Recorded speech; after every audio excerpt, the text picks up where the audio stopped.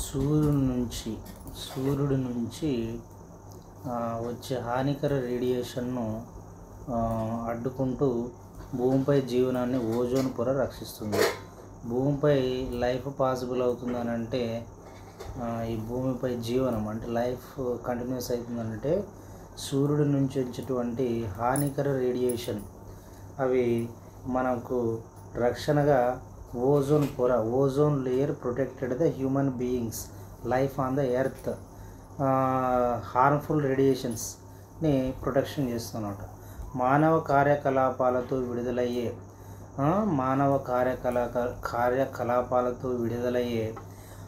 Hollow కార్బన్లు తదితర రసాయనాలు ట్రోపో ఆవరణం లేకి ఈ ట్రోపో ఆవరణం అనేది ఉంటుంది. మనకి భూ వాతావరణం పైనుంచి మనకి ట్రోపో ఆవరణం అనేది ఈ ట్రోపో ఆవరణంలోని ఈ ఓజోన్ లేయర్ అని ఉంటుంది. ఈ ఓజోన్ లేయర్ అనేది ఈ సూర్యుడి నుంచి వచ్చే హానికర రేడియేషన్ని నుంచి మనం కాపాడుతుంది అన్నమాట. దీనికి కూడా ఇంపార్టెంట్. నెక్స్ట్ అలాగే మన కిందికి వస్తే ఈ పొరను ఈ ట్రోపో ఆవరణంలో ఉన్న ఈ ఓజోన్ పొర ఛిద్రం అయిపోతుంది. ఏమైపోతుంది? ఛిద్రం చేస్తున్నాయి. ఎవరు చేసేది? హాలో కార్బన్లు. మానవ కార్యకలాపాలతో విడుదలయ్యేటువంటి హాలో కార్బన్ల వల్ల ఈ పొర అనేది మనకు ప్రస్తుతం ఛిద్రం అయిపోతుంది. అందుకని ఇది ఒక పర్యావరణ సమస్య. అందుకని ఈ పర్యావరణానికి కవచం లాంటి ఓజోన్ పొర మనలో అయితే కాపాడుతుంది, కానీ ఓజోన్ పొరను కాపాడడానికి మనం అందరం కలిసి ఒక కుదుర్చుకున్నటువంటి ఒక అండర్స్టాండింగ్ మీద అంతర్జాతీయ ఒప్పందం international agreement on ozone layer protection, దాని పేరే మనకు మ్యాట్రియల్ ప్రోటోకాల్ అంటాం. ఇది ఇంపార్టెంట్. మ్యాట్రియల్ ప్రోటోకాల్ ఇది అంతర్జాతీయ ఒప్పందం అన్నమాట. Agreement, international agreement. So ozone పొరను కాపాడడానికి మనము ఒక ఇంటర్నేషనల్ అగ్రిమెంట్ మ్యాట్రియల్ ప్రోటోకాల్, దీని అమలుకు ప్రపంచ దేశాలన్నీ అంటే ఈ ప్రోటోకాల్ని అమలు చేయడం అంటే నెరవేర్చడం అన్నమాట. ఈ నెరవేర్చాలంటే ప్రపంచ దేశాలన్నీ ఒక తాటిపై అంటే సింగిల్ అండర్స్టాండింగ్ మీద నిలవడంలో అత్యంత విజయవంతమైన పర్యావరణ ఒప్పందంగా దీన్ని నిలిచింది. అంటే మన ఎగ్జామ్ పాయింట్ ఆఫ్ వ్యూలో అడిగినా కూడా అంతర్జాతీయంగా అన్ని దేశాలన్నీ ఒక మాట మీదకి రావడం ఏ పర్యావరణ ఒప్పందం అంటే పర్యావరణ agreement, environmental agreement on all countries అంటే మ్యాట్రియల్ ప్రోటోకాల్. మ్యాట్రియల్ ప్రోటోకాల్ అంటే మానవుని యొక్క కార్యకలాపాల విడుదలై హారో కార్బన్ల వల్ల తదితర రసాయనాల వల్ల ఓజోన్ పొర దెబ్బతినడం వల్ల ఈ ఓజోన్ పొర దెబ్బతిన్నప్పుడు సూర్యుడి నుంచి వచ్చినటువంటి హానికరమైన రేడియేషన్ మానవుని యొక్క జీవనాన్ని ప్రశ్నార్థకం చేస్తుంది. అది దీంట్లో గుర్తుంచుకోవాల్సింది. సో దీని అమలుకు ప్రపంచ దేశాలన్నీ ఒక తాటిపై నిలవడంతో అత్యంత విజయవంతమైన పర్యావరణ ఒప్పందంగా దాని పూర్వపరాలు, అందులోని ముఖ్యమైనటువంటి నిబంధనలు, ఇప్పటి వరకు సాధించినటువంటి పురోగతి, దశల వారీగా నిర్దేశించుకుంటున్న లక్ష్యాలు, జరుగుతున్న సవరణల గురించి ఈ ఎగ్జామ్ పాయింట్ ఆఫ్ వ్యూలో రాసే వాళ్ళకి వెరీ వెరీ ఇంపార్టెంట్. పూర్వపరాలు అనమాట. అంటే మ్యాట్రియల్ ప్రోటోకాల్ ఎందుకు జరిగింది, దాని యొక్క బ్యాక్గ్రౌండ్ ఏమి, దాంట్లో ఎంత డెవలప్మెంట్ అయినాము, తర్వాత వరల్డ్లో ఎంత ఇంప్రూవ్మెంట్ అనేది కనపడింది, దాని యొక్క గోల్స్ ఏంటి, దానికి సంబంధించిన అమెండ్మెంట్స్ ఏంటి, ఈజ్ అ వెరీ ఇంపార్టెంట్ అనమాట. ఇందులో మనకు ఒకటి కనిపిస్తుంది, ఈ ఒప్పందం అమలులో భారతదేశానికి ఉన్న నిబంధత అంటే ఎంతవరకు ఉద్గారాలు తగ్గింపునకు అమలు చేస్తున్న కార్యక్రమాలను తెలుసుకోవాలి. అంటే భారతదేశము ఉద్గారాలు తగ్గింపునకంటే ఈ ఓజోన్ పొర ఛిద్రమైపోకుండా ఎంత ఉద్గారాలు భారతదేశం తగ్గించగలుగుతుంది అనేది కూడా మనకి ఎగ్జామ్ పాయింట్ ఆఫ్ వ్యూలో వెరీ వెరీ ఇంపార్టెంట్. అసలైన చరిత్రలోకి వస్తున్నాం. మ్యాట్రియల్ ప్రోటోకాల్, దీన్ని మళ్ళీ ఒకసారి గుర్తుపెట్టుకోండి. మ్యాట్రియల్ ప్రోటోకాల్ అంటే ఈ ప్రోటోకాల్ అంతా వచ్చేసి ప్రపంచ దేశాలను అగ్రిమెంట్ అయినాయి ఓజోన్ పొరని రక్షించుకోవడానికి. ఇది ప్రపంచ పర్యావరణ ఒక ఒప్పందం అన్నమాట. మ్యాట్రియల్ ప్రోటోకాల్ అనేది ఓజోన్ O3 క్షీణింపజేసే అంటే దాన్ని తగ్గించేసినటువంటి పదార్థాల ఉత్పత్తి, వినియోగం, ఉద్గారాలను నియంత్రించే బహుళ పార్శ్వ ఒప్పందం. అంటే ఇందుకు మ్యాట్రియల్ ప్రోటోకాల్ అంటే ఏంటి? What is the simple definition అంటే ఓజోన్ ఏదైతే ఓజోన్ ఉందో దాన్ని క్షీణింపజేసే పదార్థాల ఉత్పత్తి అంటే ప్రొడక్ట్ చేయడం, వినియోగించడం, ఉద్గారాలు నియంత్రించాలి అంటే స్టాప్ చేయాలి. అంటే మన ఓజోన్ ప్రేరణను క్షీణింపజేసే పదార్థాల ఉత్పత్తి కానీ వినియోగం కానీ ఉద్గారాలను అంటే ఎమిషన్స్ మనం నియంత్రించాలంటే కంట్రోల్లో ఉంచుకునేగలిగి ఉండడమే ఈ ఒప్పందం అన్నమాట. అది ఈ ప్రోటోకాల్కి సంబంధించింది. ఇవన్నీ కూడా ప్రపంచ దేశాలు పాటించాలి.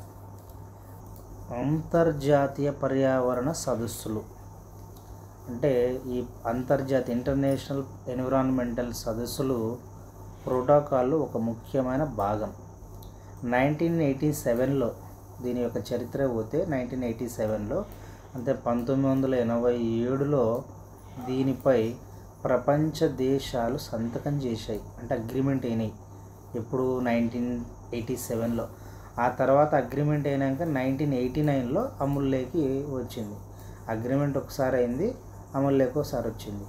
ఇంతకు ఈ పర్యావరణాన్ని ఈ ఓజోన్ని క్షీణింపజేసే పదార్థాలు ఏంటంటే ఎయిర్ కండిషనర్లు, రిఫ్రిజిరేటర్లు, ఏరోసాల్ డబ్బాలు ఉపయోగించే రసాయన పదార్థాలు, కెమికల్స్. సో ఇవన్నీ కూడా మనకి ఈ ఓజోన్ పొరకు హాని కలిగిస్తున్నాయి. సో ఏంటంటే మళ్ళీ చూడండి, ఎయిర్ కండిషనర్లు, రిఫ్రిజిరేటర్లు, ఏరోసాల్ డబ్బాల్లో ఉపయోగించే రసాయన పదార్థాలు ఓజోన్ పొరను హాని కలిగజేస్తున్నాయని ఎప్పుడు మనకు 1970 చివరి నాటికి సైంటిస్టులు నిరూపించగలంటే ప్రూవ్ చేయగలిగినారు అనమాట. ఇది ఒక దశ. ఫస్ట్ 1970లో ఫైండ్ అవుట్ అయింది సమస్య. ఆ సమస్య ఏమిటని కనుక్కున్నారు? ఎయిర్ కండిషన్లు, రిఫ్రిజిరేటర్లు, ఏరోసాల్ డబ్బాల్లో ఉపయోగించిన రసాయన పదార్థాలు అంటే కెమికల్స్ ఓజోన్ పొరను దెబ్బతీస్తున్న. ఓజోన్ పొర ఎక్కడుంది? వాతావరణంలో 5 పొరలు ఉంటాయి మనకి, స్ట్రాటో, ట్రోపో. ఈ ట్రోపో ఆవరణంలోనే ఓజోన్ పొర ఉంటుంది. ఈ ఓజోన్ పొర సూర్యుడి నుంచి వచ్చే అతి హానికరమైనటువంటి రేడియేషన్ను అడ్డుకునేది ఈ ఓజోన్ పొర. ఇది ఈ సమస్యని 1970లో ఈ చివరి అంటే 1970 సంవత్సరం అయిపోయి చివరి నాటికి ఈ ఓజోన్ యొక్క సమస్య అంటే ఓజోన్ అనేది పొర ఉంది, అది మనల్ని రక్షిస్తుంది అనేది కనుక్కున్నారు అనమాట. అది మానవ కార్యకలాపాలతో విడుదలయ్యే రసాయనం వల్ల మాత్రమే అది దెబ్బతింటుందని కనుక్కొని 1917లో ఒక ప్రపంచ దేశాలు సంతకం చేశాయన్నమాట. ఏమని? మనమంతా కూడా ఇక్కడ పైన కనిపిస్తుంది మీకు. అంటే ఓజోనుని క్షీణింపజేసే ఉత్పత్తులు కానీ వినియోగం కానీ ఉద్గారాలు కానీ నియంత్రణలో ఉండాలా, అది కనుగొన్నారు అనమాట. నెక్స్ట్ సమస్య ఎప్పుడు బయటపడింది? ఇది ఇంపార్టెంట్. 1970లో సమస్య బయటపడింది. 1970లో పడితే 1987 అంటే మళ్ళా 7 ఏళ్లకు ప్రపంచ దేశాలతో అంతా ఒప్పించి 1989లో ఈ మ్యాట్రియల్ ప్రోటోకాల్ అనేది అమలులోకి వచ్చేటట్లా చేసినారనమాట. అది ఇంపార్టెంట్. నెక్స్ట్ ఇక్కడ మనం చూస్తే అంటార్కిటికా ఖండంపై ఓజోన్ పొరలో 1985లో భారీ రంధ్రాన్ని కనుగొన్నారు. ఇక్కడ అంటార్కిటికా ఖండం ఉంది కదా, ఈ అంటార్కిటికాపై ఓజోన్ పొర ఉంది. ఆ పొరకి భారీ రంధ్రం, పెద్ద హోల్ పడింది అనేప్పుడు 1985లో కనుగొన్నారు.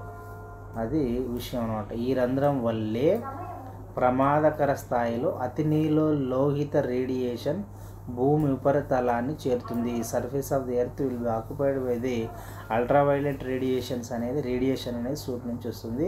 అది ఎప్పుడు సమస్య? 1987లో. మళ్ళీ ఒకసారి 1970లో ఈ ఓజోన్ అనేది దెబ్బతింటుందని కనుగొన్నారు. 1985లో అంటార్కిటికాపై మనకి ఒక పెద్ద భారీ రంధ్రం ఏర్పడిందని శాస్త్రవేత్తలు కనుగొన్నారు. ఆ తర్వాత 1987లో ప్రపంచ దేశాలన్నీ సంతకాలు చేశాయి. తర్వాత 1989లో ఈ మ్యాట్రియల్ ప్రోటోకాల్ అనేది అమల్లోకి వచ్చింది. ఈ sequence of years very important. తర్వాత 1987లో మ్యాట్రియల్లో జరిగిన సమావేశం చెప్పాను కదా. 1987లో మీటింగ్ జరిగిందనమాట. ఏవేవి వివిధ దేశాల ప్రతినిధులు జరిగింది ఎక్కడ, మ్యాట్రియల్లో. అది ఇంపార్టెంట్. నెక్స్ట్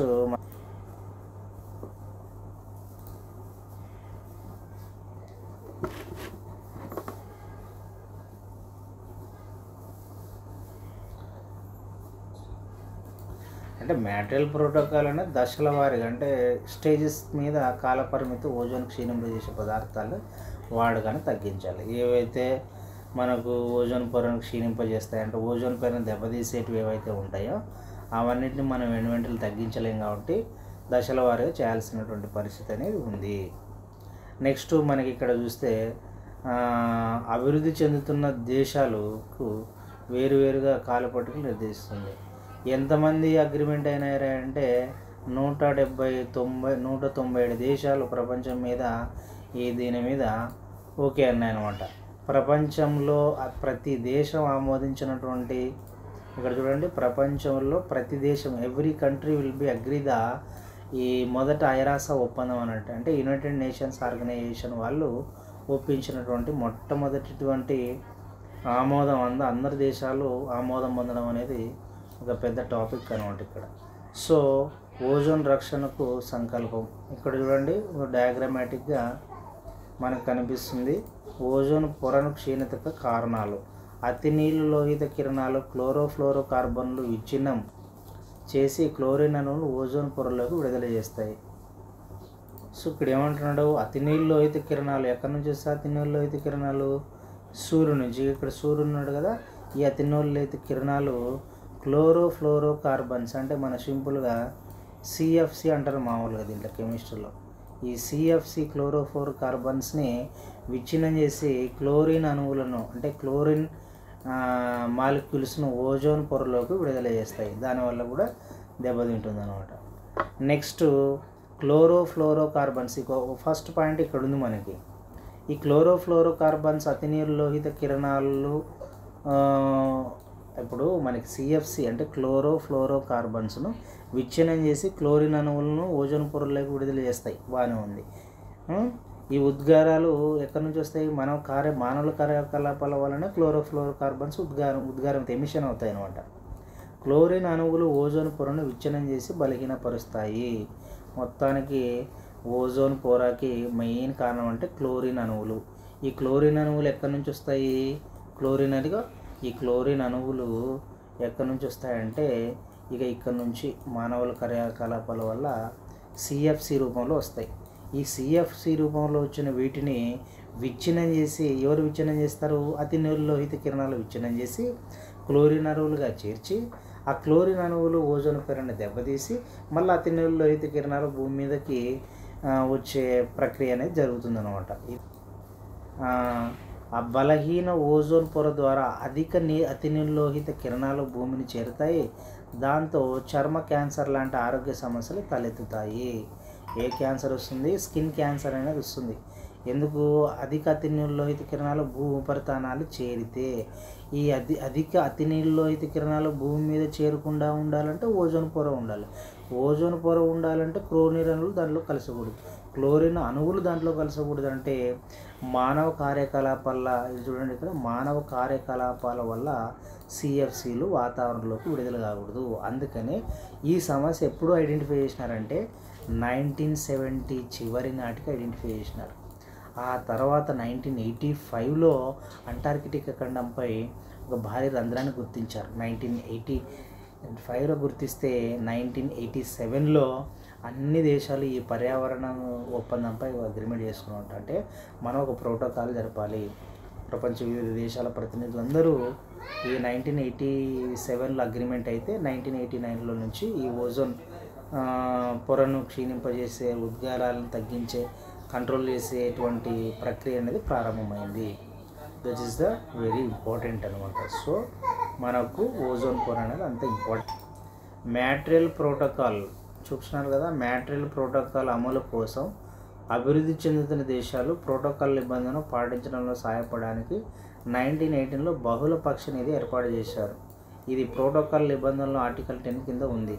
వార్షిక తలసరి వినియోగం ఓడిఎస్ల ఉత్పత్తి 0.0 కిలోలు అంటే 0.3 కిలోల తక్కువగా ఉన్న అభివృద్ధి చెందిన సభ్య దేశాలు ఇది ఆర్థికంగా ప్రోటోకాల్ వర్తించాలంట. 1991లో ఈ బహుళపక్ష నిధి అనేది ఏర్పాటు చేసినామన్నమాట. సో ఇక్కడ మనకు 1992లో మ్యాట్రియల్ ప్రోటోకాల్పై భారత్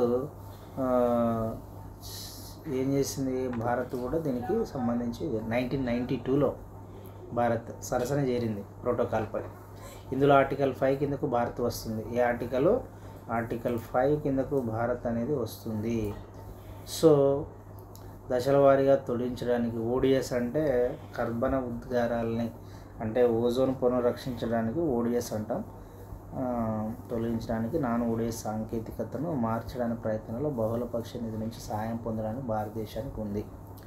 సో ఈ బహుళపక్ష నిధి ఏంటంటే ఓజోన్ పొరను ఎవరైతే ఓజోన్ను క్షీణింపజేసే ఉద్గారాలు ఎవరైతే తగ్గిస్తారో అందులో నుంచి భారతదేశ సహాయం పొందే అవకాశం అనేది ఇక్కడ మనకు క్లియర్గా కనిపిస్తుంది. ప్రోటోకాల్ నియంత్రణలో ఉన్న 20 పదార్థాల్లో వీటిలో CFC11, CFC12 halon, carbon tetrachloride, methyl bromide, methyl క్లోరోఫామ్లు ఉన్నాయి. ఒప్పందటువంటి విజయాలు మ్యాట్రియల్ ప్రోటోకాల్ పూర్తి స్థిరమైన అమలుతో ఈ శతాబ్దం మధ్య నాటికి ఓజోన్ పొర కోలుకుంటుందని అంచనా వేశారు. ఈ ఒప్పందమే లేకపోతే ప్రపంచ స్థాయిలతో పోలిస్తే 2050 నాటికి ఓజోన్ క్షీణత 10 రెట్లు పెరిగి ఉండేది. ఈ ఒప్పందం లేకపోతే ఓజోన్ పొర ఈ పాటికి 10 రెట్లు దెబ్బతినేది. అది వెరీ ఇంపార్టెంట్ అనమాట. ఫలితంగా మెలనోమా, ఇతర చర్మ క్యాన్సర్లు, మనకి మెలనోమా, ఇతర చర్మ క్యాన్సర్లు, కంటి శుక్లం తదితర కేసులు అదనంగా లక్ష్యంగా నమోదయ్యేటువంటి రికార్డ్ అయ్యేటివి అనమాట. మెలనోమా వచ్చేది, చర్మ క్యాన్సర్లు వచ్చేది, కంటి శుక్లం తదితరటువంటి కేసులు అంటే హ్యూమన్ డిసీజ్ అనేటివి ఈ అతి నీళ్ళలోహిత కిరణాలు, అధిక అతి నీళ్ళలోహిత కిరణాలు భూమిని చేరడం వల్ల అలాంటి సమస్యలు వస్తాయి. అలాంటి సమస్యలు లేకుండా ఓజోన్ పొర ఉంది. ఆ ఓజోన్ పొర నుంచి రక్షించుకోవడానికి మ్యాట్రియల్ ప్రోటోకాల్ అనేది చేసుకున్నాం. అందులో 197 దేశాలు సభ్య దేశాలు ఉన్నాయి. సో 1989లో నుంచి ఇది అమల్లోకి ఉంది. భారతదేశం కూడా 1991లో భాగస్వామి అయిందని మనం దాంట్లో కనిపిస్తూ ఉంది. ఉదాహరణకు మ్యాట్రియల్ ప్రోటోకాల్ 2030 నాటికి ఏటా 20 లక్షల మందిని చర్మ క్యాన్సర్ నుంచి కాపాడుతుందని అంచనా. అంటే ఈ ప్రోటోకాల్ వల్ల మనకు ఉపయోగం ఏంటంటే ఈ రోగాలు తగ్గిన చర్మ క్యాన్సర్లు, మెలనోమా, ఇక్కడ మనకి ఇవన్నీ కంటి శుక్లం తదితర కేసులు, తర్వాత చర్మ క్యాన్సర్ నుంచి 20 లక్షల మందిని కాపాడిందంటే ఓజోన్ యొక్క ప్రోటోకాల్ యొక్క నిబంధన చూడండి మనకి ఎంత ఉపయోగపడుతుందని. అంటే మ్యాట్రియల్ ప్రోటోకాల్ ప్రపంచ వాతావరణ వ్యవస్థ రక్షణకు గణనీయంగా దోహదం చేస్తుంది. అంటే ప్రపంచ వాతావరణ వ్యవస్థ రక్షణ, ప్రపంచ వాతావరణాన్ని రక్షించుకోవాలంటే ఈ మ్యాట్రియల్ ప్రోటోకాల్ చాలా చాలా చాలా హెల్ప్ చేసింది. కిగాలి సవరణ ప్రకారం ఏమంటాడు, కిగాలి సవరణ ప్రకారము మ్యాట్రియల్ ప్రోటోకాల్ కింద HFCల వాడకాన్ని పరిమితి చేసే చర్యలు 105 మిలియన్ టన్నుల కార్బన్ డైఆక్సైడ్ ఉద్గారాలను నిరోధిస్తూ ఉష్ణోగ్రత పెరుగుదల, అంటే దీనివల్ల కార్బన్ డైఆక్సైడ్ ఉద్గారాలు కూడా తగ్గి మనకు ప్రపంచ ఉష్ణోగ్రత 1.5 డిగ్రీ సెల్సియస్ వరకు, అంటే కనీసం 1.5 డిగ్రీల సెల్సియస్ టెంపరేచర్ అన్న తగ్గింది అని అంటే పెరుగుకోకుండా కాపాడింది అని అంటే మనకి ఈ మ్యాట్రియల్ ప్రోటోకాల్ అనేది చాలా హెల్ప్ చేసింది అని చెప్పవచ్చు. సో మ్యాట్రియల్ ప్రోటోకాల్ సహాయపడుతుందని భావిస్తున్నారు. ప్యారిస్ ఒప్పంద లక్ష్యాలు సాధించడానికి కూడా ఇది దోహదపడుతుంది. ప్యారిస్ లక్ష్యాలు ఈ కారకాలన్నిటికీ పరిగణలో తీసుకుంటే అన్ని కాలాల్లో అత్యంత విజయవంతమైన పర్యావరణ ఒప్పందాల్లో ఒకటిగా నిలుస్తుంది. అంతర్జాతీయ సహకారంతో అత్యుత్తమ స్థాయిలో ఏం సాధించగలమో చెప్పడానికి ఇది స్ఫూర్తిదాయక ఉదాహరణ. సో అలాగే మ్యాట్రియల్ ప్రోటోకాల్ భాగస్వామిగా చెప్పినాం కదా. ఇండియా ఎప్పటి నుంచి అయిందని అంటే 1992లో ఇక్కడ వచ్చి మ్యాట్రియల్ ప్రోటోకాల్లో భాగస్వామిగా 1992లో జూన్ నుంచి భారతదేశం కొనసాగుతుంది. యాక్చువల్ 1989లో నుంచి అమల్లో ఉంది. 1992లో ఇది మనకు భారతదేశం కూడా అందులో భాగమయ్యి మ్యాట్రియల్ ప్రోటోకాల్ భాగస్వామి అంటే పార్ట్నర్షిప్గా ఉందని చెప్పవచ్చు. ఒప్పందానికి చూడండి, ఈ ఒప్పందానికి అనుగుణంగా క్లోరోఫ్లోరో కార్బన్లు అంటే CFC, carbon tetrachloride, halons, methyl bromide, methyl క్లోరోఫామ్లు భారతదేశం దశల వారీగా తొలగించింది. వెరీ వండర్ఫుల్ అన్నమాట. భారతదేశం మ్యాట్రియల్ ప్రోటోకాల్ ఎంత భాగస్వామి అయింది 1992లో నుంచి అయింది. దీని మీద సంవత్సరాలు కూడా తేడా అవకాశం ఉంది. Very very important. ఏంటివి మనోళ్ళు దశల వారీగా స్టాప్ చేసి కంట్రోల్ చేసుకున్నారంటే సిఎఫ్సి క్లోరోఫ్లోరో కార్బన్లు, కార్బన్ టెట్రాక్లోరైడ్లు, హాలోన్స్, మిథైల్ బ్రోమైడ్, మిథైల్ క్లోరోఫాములను భారత దశల వారీగా తొలగించింది. Very good. నెక్స్ట్ ప్రస్తుతం అంటే ప్రజెంట్ మ్యాట్రియల్ ప్రోటోకాల్ వేగవంతమైన షెడ్యూల్ ప్రకారం హైడ్రోఫ్లోరో కార్బన్లు దశల వారీగా తొలగిస్తున్నారు. హైడ్రోఫ్లోరో హెచ్ఎఫ్సి అంటారు దీన్ని.